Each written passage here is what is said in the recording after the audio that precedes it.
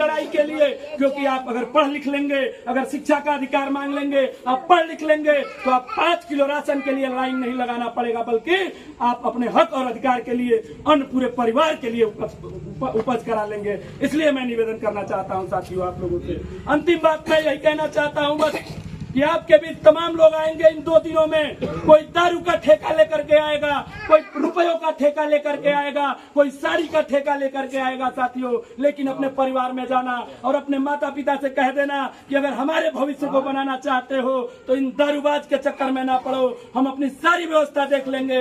और 1 तारीख को अपने घर से निकल करके और बाबा साहब भीमराव अम्बेडकर का सौगंध खा करके और हमारी वीरांगना फूलन देवी को अपने हृदय में संकल्प को लेकर के और जाकर के साइकिल का बटन दबा करके और इंडिया गठबंधन की सरकार बना देना साथियों। इन्हीं निवेदन के साथ आप सबके बीच में आया।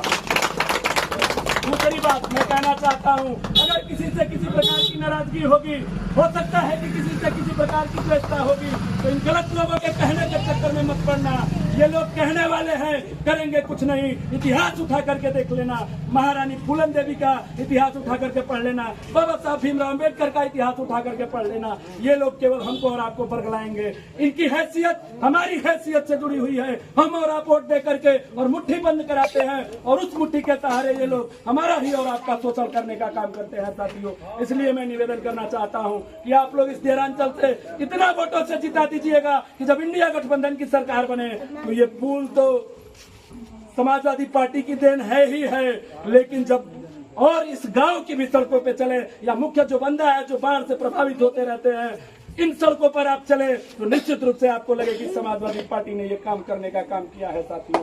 यही निवेदन करना चाहता हूँ। निश्चित शब्दों के साथ बड़ा आप सभी से हाथ जोड़ करके अपील करना चाहता हूं कि आप लोग 1 तारीख को मत भूलिएगा, वोट देने जरूर जाइएगा और साइकिल का बटन दबा करके और इंडिया गठबंधन के इस प्रत्याशी को भारी से भारी मतों से जिताने का काम करिएगा। बहुत बहुत धन्यवाद।